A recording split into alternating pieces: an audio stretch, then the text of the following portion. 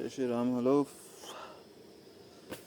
So ಇವತ್ತಿನ blog ಬಂದು 2ನೇ ತಾರೀಕು ಮಾರ್ಚ್ 26. ಸೊ ಬೇಗ ಲೋಡ್ ಆಯ್ತು ಹೈದ್ರಾಬಾದ್ಗೆ ಹೊಸಪೇಟೆಯಿಂದ. ಸೊ ಹಾಗಾಗಿ ಬೇಗ ಹೊರಟೆ. ಒಂದು ದಿವಸದಲ್ಲೇ ಲೋಡ್ ಆಗೋಯ್ತು. ಆಮೇಲೆ ರಾತ್ರಿ 11 ಗಂಟೆ ಆಗಿತ್ತು. ಸೊ ನೀವಿಲ್ಲಿ ನೋಡ್ತಾ ಇದ್ದೀರಾ, ಇವನೊಬ್ಬ ಕುಡುಕ, ಲೋಕಲ್ ಲೈಟು. ಸೊ ಹಾಗಾಗಿ ಸ್ವಲ್ಪ ದೌಲತ್ ಜಾಸ್ತಿ, ಗಂಡಸ್ತನ ಜಾಸ್ತಿ ಆಗ್ಬಿಟ್ಟಿದೆ.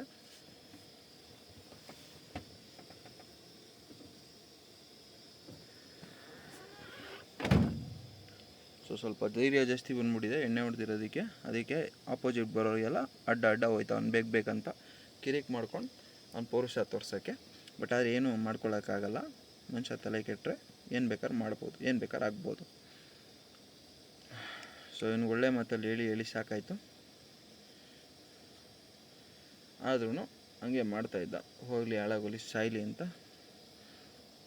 ಸುಮ್ಮನೆ ಆಗ್ಬಿಟ್ಟೆ. ಎಷ್ಟು ಹೇಳಿದ್ರು ಕೇಳ್ತಾಯಿಲ್ಲ. ಆಪೋಸಿಟು ಬರೋ ಬಸ್ಸಿಗೆ, ಲಾರಿಗೆ ಬೇಕಂತ ಅಡ್ಡ ಹೋಗ್ತಾಯಿದ್ದ, ತೂರ್ತಾಯಿದ್ದ. ಹಂಗೂ ಅಲ್ಲಿ ಒಂದು KSRTC ಬಸ್ಸಿಗೆ ಅಡ್ಡ ಹೋಗಿ ನಿಲ್ಲಿಸ್ದ. ನೋಡಿ ಹೆಂಗೆ ಬೇಕಂತ ಚಮಕ್ಗಳು ಕೊಡ್ತಾ ಇರೋದು, ಮುಂದೆ ಹೋಗ್ತಾ ಇರೋದು.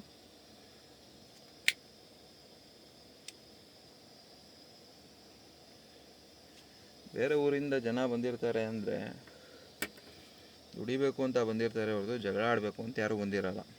ಓಕೆನಾ? ಇಂಥ ನನ್ನ ಮಕ್ಕಳಿಂದ ಸುಮ್ಮನೆ ಬೇಕಂತ ಜಗಳ ಮಾಡ್ತಾ ಇರೋದು. ಇವನು ಕುಡಿದ್ಬಿಟ್ಟು ಇಲ್ಲಿ ಲೋಕಲ್ ಅಂತೆ ಅವನು.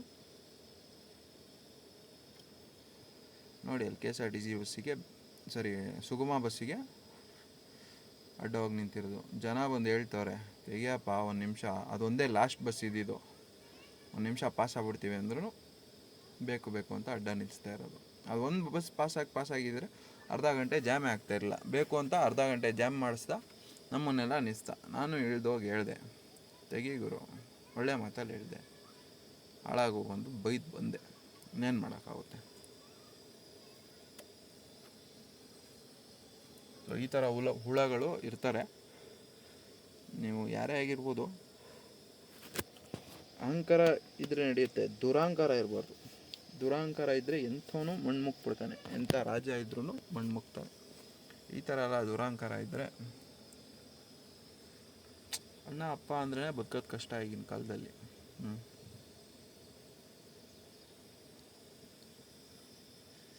ಸುಮ್ಮನೆ ಅರ್ಧ ಗಂಟೆ ಜಾಮು ಇವನು ಈ ವೇಸ್ಟ್ ಫೆಲೋಯಿಂದ. ಅಂತೂ ಹಂಗೂ ಹಿಂಗೂ ಮಾಡಿ ಏನೇನೋ ಸರ್ಕಸ್ ಮಾಡಿ ಬೇಕು ಅಂತ ರಿವರ್ಸ್ ಅಂದರೆ ಅದು ಆ್ಯಕ್ಚುಲಿ 14 ವೀಲ್ ಗಾಡಿ. ರಿವರ್ಸ್ ಡೌನಲ್ಲಿ ನಿಲ್ಲಿಸಿ ರಿವರ್ಸ್ ಹೊಡೆದ್ರೆ ಗಾಡಿ ಜಂಪ್ ಆಗುತ್ತೆ. ಬೇಕು ಅಂತ ನಮಗೆಲ್ಲ ರಿವರ್ಸ್ ಹೊಡೆದು ತೋರಿಸ್ತಾ ಇರೋದು. ಹೊಡಿಯೋಕ್ಕಾಗಲ್ಲ ನನಗೆ ರಿವರ್ಸ್ ಹಂಗೆ ಅಂತ. ಬಟ್ ಆದರೆ ಇಲ್ಲಿ ಆ್ಯಕ್ಚುಲಿ ಅವನೇ ಕ್ರಿಯೇಟ್ ಮಾಡ್ತಾ ಇರೋದು ಪ್ರಾಬ್ಲಮ್ಮು. ಕ್ಲಿಯರಾಗಿ ಗೊತ್ತಾಗ್ತಾಯಿದೆ. ನಿಮ್ಗೆ ನೋಡ್ತಾ ಇದ್ದೀರಾ ನೋಡಿ, ಗಾಡಿ ಜಂಪ್ ಆಗ್ತಿದೆ ಈಗ. ಬೇಕು ಅಂತ ತೋರಿಸ್ತಾ ಇರೋದು ನಮಗೆ. ಅಂದರೆ ವೆಹಿಕಲ್ ಟು ವೆಹಿಕಲ್ ಡಿಸ್ಟೆನ್ಸ್ ಎಷ್ಟು ನನ್ನ ಗಾಡಿಯಿಂದ ಅವನ ಗಾಡಿಗೆ ಎಷ್ಟು ಡಿಸ್ಟೆನ್ಸ್ ಇದೆ ಅವಾಗಿಂದ ನೋಡಿ. ನಾನು ಇವಾಗ ಹೋಗ್ತೀನಿ, ಓಕೆನಾ? ನಾನು ಹೋಗಿ ಹೇಳಿದ್ರು ಯಾರು ಹೇಳಿದ್ರು ಕೇಳ್ತಾ ಇಲ್ಲ ಬಿಡಿ ಅವನ ಮಾತು, ಕುಡ್ಕ.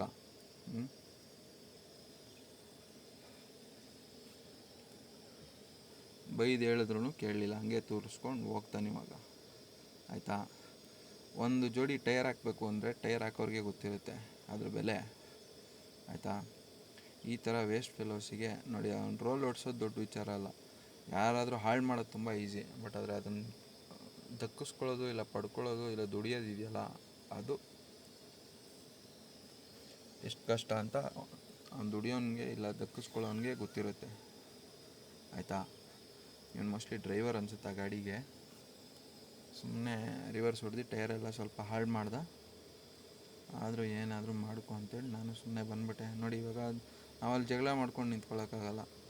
ಏಕೆ ಅಂದರೆ ನಾನು ಹೈದ್ರಾಬಾದಿಗೆ ಹೋಗಬೇಕು. ಇದಾಗಿರೋದು ಸಿಂದಗಿ ಹತ್ರ. ಆಯಿತಾ? ಮಾನ್ವಿ ಹತ್ರ ಆಗಿರೋದು ಇದು. ಓಕೆನಾ? ಹೈದ್ರಾಬಾದ್ ಇನ್ನೂ ಎಷ್ಟು ದೂರ ಇದೆ ನನಗೆ? ಇನ್ನೂ ಹೆಚ್ಚು ಕಮ್ಮಿ 250 ಕಿಲೋಮೀಟ್ರ್ ಇದೆ. 250-300 ಕಿಲೋಮೀಟ್ರು, 250 ಕಿಲೋಮೀಟ್ರ್ ಹೋಗ್ಬೇಕು ನಾನು. ಸೊ ಇವನ ಹತ್ರ ಜಗಳ ಆಡ್ಕೊಂಡು ಇವನ ಹತ್ರ ಟೈಮ್ ವೇಸ್ಟ್ ಮಾಡಿದ್ರೆ ನನ್ನ ಒಂದು ಟಾರ್ಗೆಟ್ ಏನಿರ್ತದೆ ಅದು ಕಂಪ್ಲೀಟ್ ಆಗೋಲ್ಲ, ನನ್ನ ಲೋಡ್ ಕಂಪ್ಲೀಟ್ ಆಗೋಲ್ಲ. ನೋಡಿ ಸುಮ್ಮನೆ ರಿವರ್ಸ್ ಹೊಡೆದು ಟೈರ್ ಹಾಳು ಮಾಡ್ತಾವನು ಅಷ್ಟೇ, ಅಲ್ಲಿ ಟೈಮ್ ವೇಸ್ಟ್ ಮಾಡ್ತಾವನು ಎಲ್ಲರದು. ಏನು ನಮ್ಮ ಕಮಿಟ್ಮೆಂಟ್ ಇದೆ ಅನ್ನೋ ಕಾರಣಕ್ಕಷ್ಟೇ ನಾವು ಎಲ್ಲ ಕಡೆನೂ ತಾಳ್ಮೆಯಿಂದ ಒರೆಸೋದು. ಇಲ್ಲ ಅಂದರೆ 2 ಬಿಡ್ತಾಯಿದ್ದು ಅವನಿಗೆ.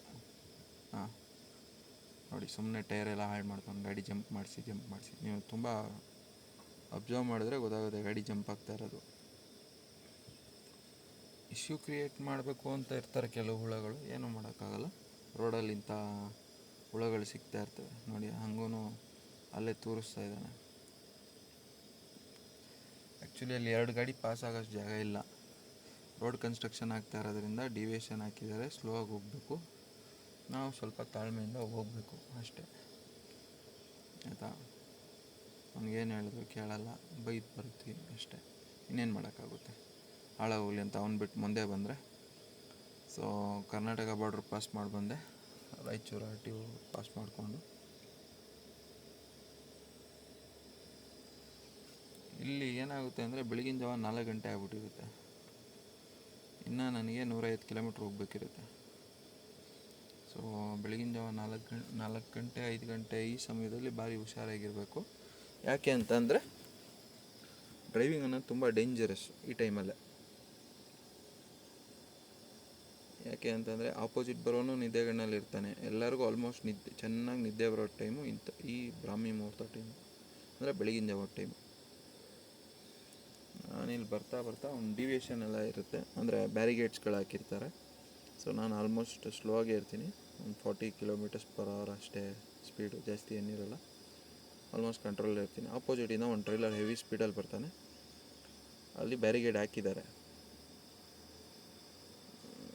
ಅವನು ಲೆಫ್ಟಿಗೆ ಇನ್ನೂ ಪಾಸ್ ಆಗ್ಬೋದಿರುತ್ತೆ, ಡಿಪ್ ಹೊಡೆದು ಸೀದಾ ನುಗ್ಸೇ ಬಿಡ್ತಾನೆ.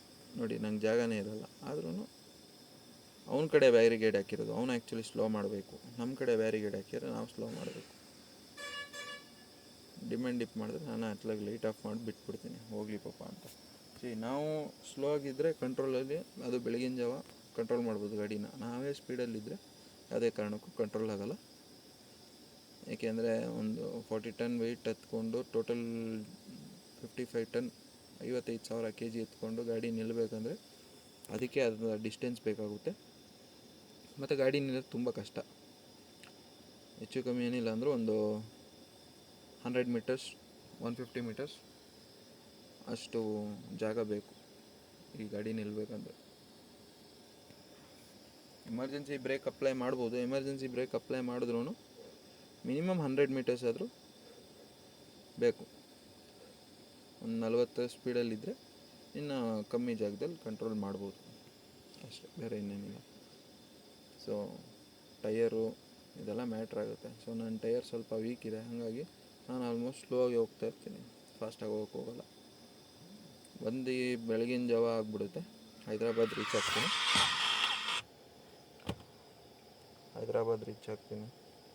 ನೋಡ್ತಾ ಇದ್ದೀರಾ, ಇದೇ ಅನ್ಲೋಡಿಂಗ್ ಪಾಯಿಂಟು. ಇಲ್ಲಿ ಹೊಸ ಬ್ರಿಡ್ಜ್ ಕಟ್ತಾ ಇದ್ದಾರೆ ಆ್ಯಕ್ಚುಲಿ ಹೈದ್ರಾಬಾದ್ ಸಿಟಿ ಒಳಗಡೆ. ದೊಡ್ಡ ಕ್ರೇನ್ ಇದೆ ನೋಡಿ ಅಲ್ಲಿ. ಇದು ಫೈಲಿಂಗ್ ಮಿಷಿನ್ ಅಂತ, ಇದು 50 ಟನ್ ಈ ಮಿಷಿನೇ ಬರುತ್ತೆ. ಸಕ್ಕ ದೊಡ್ಡ ಮಿಷಿನು, ಲೋ ಬೆಡ್ ಹೋಗುತ್ತೆ ಇದರಲ್ಲಿ. ಒಳ್ಳೆ ಬಾಡಿಗೆ ಮಾತ್ರ, ಈ ಮಿಷಿನ್ ಶಿಫ್ಟ್ ಮಾಡೋರಿಗೆ ಒಳ್ಳೆ ಬಾಡಿಗೆ. ಅವ್ರು ಕೇಳಿದ್ದೆ ರೇಟು.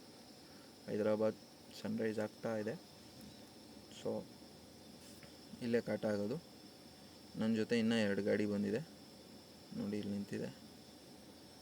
ಸೊ ನಾನು ರಾತ್ರಿ ಅಂದರೆ ಬೆಳಗಿನ ಜಾವ ಬಂದು ನಿಂತಿರ್ತೀನಿ. ಸೊ ಇದು ನೆಕ್ಸ್ಟ್ ಡೇ ಆಗಿರೋದ್ರಿಂದ ಎಷ್ಟು ದೊಡ್ಡ ಕ್ರೇನ್ಸ್ ಇದೆ ಇಲ್ಲಿ.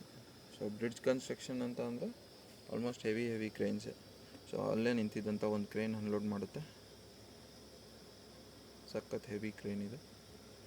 ಈ ಕ್ರೇನು ಕೆಪ್ಯಾಸಿಟಿ ಬಂದು ಹೆಚ್ಚು ಕಮ್ಮಿ ಒಂದು 60 ಟನ್ ಆದರೂ ಇರುತ್ತೆ. ಇದು 60 ಟನ್ ಒಂದೇ ಸರಿ ಇರ್ತೋ ಅಂತ ಕೆಪ್ಯಾಸಿಟಿ ಇರುತ್ತೆ ಈ ಥರ ಕ್ರೇನ್ಗೆ. ಇದು ಅಷ್ಟೇ ತುಂಬ ಹೆವಿ ಕ್ರೇನು. ಸೊ ಹಾಗೆ ಮಾಡಿ ಅನ್ಲೋಡ್ ಮಾಡ್ಕೊತೀವಿ ಬೇಗ. ಸ್ಕ್ಯಾನಿ KRC ಕಂಪನಿ ಅಲ್ಲಿ ಅನ್ಲೋಡ್ ಮಾಡ್ತಾ ಇರೋದು, ಅವರೇ ಬ್ರಿಡ್ಜ್ ಮಾಡ್ತಾ ಇರೋದು ಇದು ಹೈದ್ರಾಬಾದಲ್ಲಿ. ಸೊ ಅಲ್ಲೇ ಕಾಟ, ಅಲ್ಲೇ unload. Sany company crane unload ನೋಡ್ತಾಯಿದ್ರು. ಸೊ ಹಾಗೆ ಮಾಡಿ ಹೆವಿ ಲಾಂಗ್ ಬೂಮ್ ಕ್ರೇನಲ್ಲಿ ಅನ್ಲೋಡ್ ಮಾಡಿಸ್ಕೊಂಡು ಸೀದಾ ಬರ್ತೀನಿ. ನಂದೇನೋ ಅನ್ಲೋಡ್ ಆಗೋಯಿತು, ನಾನು ಕಾಟಕ್ಕೆ ಕಾಯ್ತಾ ಇರ್ತೀನಿ. ಇಲ್ಲಿ ಇವರಿಬ್ಬರು ಕಾಟ ಮಾಡಿಸ್ತಾರೆ, ಕಾಟ ಶಾರ್ಟೇಜ್ ಇರುತ್ತೆ ಅವ್ರದ್ದು 600 kg. ಸೊ ಅದಕ್ಕೆ ಅವರು ಅನ್ಲೋಡ್ ಮಾಡಲ್ಲ, ನಿಲ್ಲಿಸಿರ್ತಾರೆ. ಬೇರೆ ಕಾಟಾಗೆ ಹೋಗ್ತೀವಿ ನಾವು ಅಂತ ನಿಂತಿರ್ತಾರೆ. ಸೊ 2 ಗಾಡಿ, ಆ್ಯಕ್ಚುಲಿ ನಾನು ಹೊಸಪೇಟೆಯಿಂದ ಬರ್ತೀನಿ, ಅವರು ವೈಜಾಗಿಂದ ಬಂದಿರ್ತಾರೆ. 2 ಗಾಡಿ ನೋಡ್ತಾ ಇದ್ದೀರಾ, ಡಬಲ್ ಕ್ರೌನ್ ಗಾಡಿಗಳು. ಸೊ ಅನ್ನ ಮಾಡಿ ಇವತ್ತಿನ ಬ್ಲಾಗ್ ಮುಗಿಸೋಣ ಅಷ್ಟೇ. Okay friends, Hosapete to Hyderabad load completed. ಸಿಗೋಣ ನೆಕ್ಸ್ಟ್ ಬ್ಲಾಗಲ್ಲಿ. ಬಾಯ್.